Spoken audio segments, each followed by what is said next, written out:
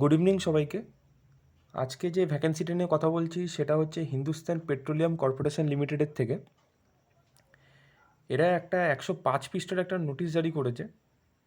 সেই ভ্যাকেন্সি নিয়ে আজকে কথা বলছি। 105 পৃষ্ঠা বলা সম্ভব হবে না, যতটা পারি তোমাদের আমি হেল্প করে দেবো, যাতে তোমরা অল্পর মধ্যেই বুঝে যাও, আর ভিডিওটা বেশি লং করবো না।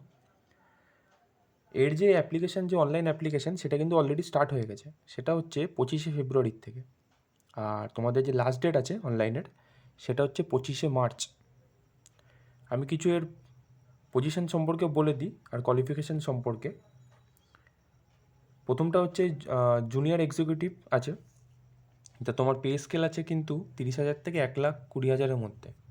এখানে কিন্তু দেখতে পাচ্ছ কোনো এক্সপিরিয়েন্সের কিন্তু লাগবে না। কিন্তু এখানে একটা জিনিস আছে, তোমার ম্যাক্সিমাম এজ কিন্তু দেওয়া আছে। ম্যাক্সিমাম এজ কিন্তু এটা হচ্ছে 25। এখানে ভ্যাকেন্সি 10টা আছে। তোমার কোয়ালিফিকেশান লাগবে মিনিমাম 3 ইয়ারের একটা রেগুলার গ্র্যাজুয়েশন লাগবে। তারপরে আছে হচ্ছে জুনিয়র এক্সিকিউটিভ সিভিল আছে, এরও স্যালারি আছে 30,000 থেকে 1,20,000-এর মধ্যে। ভ্যাকেন্সি আছে তোমার 19টা। ম্যাক্সিমাম এজ হচ্ছে 25। এরও হচ্ছে 3 ইয়ার ফুল টাইম রেগুলার ডিপ্লোমা লাগবে সিভিল ইঞ্জিনিয়ারিংয়ের উপর।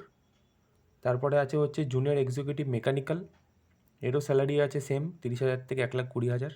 এর ভ্যাকেন্সিটা একটু বেশি আছে, তো তোমরা যদি এখান থেকে পারো এটাও অ্যাপ্লিকেশন বেশি একটু করতে পারো, যেহেতু ভ্যাকেন্সি বেশি। এটা হচ্ছে তোমার 207টা মতো আছে, এরও এজ লিমিট হচ্ছে 25। এটা হচ্ছে 3 ইয়ার রেগুলার ডিপ্লোমা আছে মেকানিক্যাল ইঞ্জিনিয়ারিংয়ের উপর। তারপরে হচ্ছে জুনিয়র এক্সিকিউটিভ ইলেকট্রিক্যাল আছে, এর ভ্যাকেন্সি আছে 117টা, এজ লিমিট হচ্ছে 25। তোমার হচ্ছে 3 ইয়ার ফুল টাইম ইলেকট্রিক্যাল ইঞ্জিনিয়ারিং লাগবে, ডিপ্লোমা লাগবে এখানে। তারপরে হচ্ছে জুনিয়র এক্সিকিউটিভ কেমিক্যাল আছে, এর ভ্যাকেন্সি হচ্ছে 27টা, এজ লিমিট হচ্ছে 25।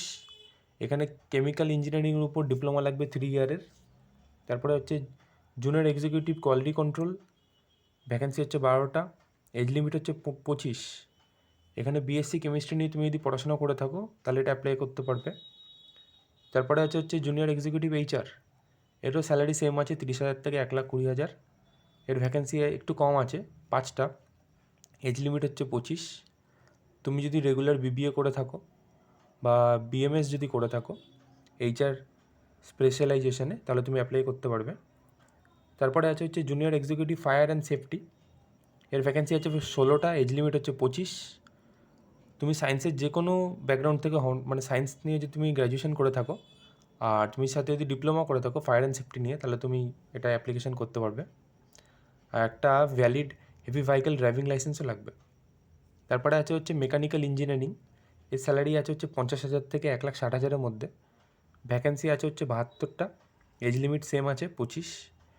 4 year full time regular engineering course লাগবে মেকানিক্যাল ইঞ্জিনিয়ারিংয়ের উপর। তারপরে হচ্ছে তোমার ইলেকট্রিক্যাল ইঞ্জিনিয়ারিং, এর স্যালারি হচ্ছে 50,000 থেকে 1,60,000।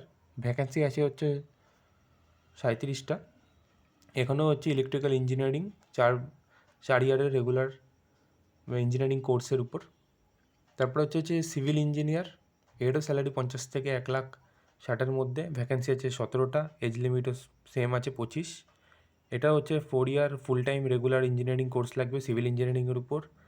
তারপরে হচ্ছে কেমিক্যাল ইঞ্জিনিয়ারিং, আমি বেশি একটা বলছি না, আমি অল্প অল্প করে বলে দিচ্ছি, তোমরা একটু যদি পারো স্ক্রিনশটও তুলে নিতে পারো, আর না হলে তোমরা অফিসিয়াল ওয়েবসাইটে পুরো এটা পেয়ে যাবে। আমি ভিডিওটা বেশি লং করব না, আমি আস্তে আস্তে করে দেখিয়ে দিচ্ছি তোমাদের আর কী আছে। তোমাদের অফিসার ফাইন্যান্স আছে, অফিসার ফাইন্যান্স এমবিএ আছে। তারপরে যদি একটু নিচের দিক যাই, তুমি অফিসার এইচআর আছে, তারপরে অফিসার আইএস আছে। এগুলো কিন্তু কোনো এক্সপিরিয়েন্স লাগছে না, তুমি একদম ফ্রেশার্স পদেই কিন্তু অ্যাপ্লিকেশান করতে পারবে। তারপরে জুনিয়র এক্সিকিউটিভ অ্যাসিস্ট্যান্ট অফিসার আছে। তারপরে হচ্ছে তোমার আচ্ছা, কিছু কিছু আবার সেক্টর আছে সেখানে কিন্তু এক্সপিরিয়েন্স লাগছে, তা তোমরা একটু দেখে নিও, পিডিএফটা অফিসিয়াল ওয়েবসাইটে তোমরা পেয়ে যাবে। আমি তোমাদের এই ফিটার ব্যাপারে একটু বলে দিই। এই ফিটা কিন্তু একটুখানি মানে তোমার একটু হাই আছে, আমি তোমাদের দেখিয়ে দিই। এই যারা কিন্তু এসসি এসটি বা পিডব্লিউডি ক্যান্ডিডেট আছে তাদের কিন্তু কোনো রকম ফি লাগছে না। শুধুমাত্র যারা ইউআর, ওবিসি আর ইডাব্লিউএস ক্যান্ডিডেট আছো তাদের কিন্তু 1,180 টাকা কিন্তু ফি দিতে লাগবে। আর এটা কিন্তু নন রিফান্ডেবল, এটা কিন্তু মানে তুমি আর ফেরত পাবে না কিন্তু। তাই এটাই হচ্ছে, আমি বেশি ভিডিওটা বড় করলাম না, তোমরা একটু অফিসিয়াল ওয়েবসাইটে গিয়ে পুরো পিডিএফটা পেয়ে যাবে। তা তোমরা যদি মনে হয় যে তোমাদের কোয়ালিফিকেশান এগুলো হচ্ছে, তাহলে তোমরা অ্যাপ্লিকেশন করতে পারো।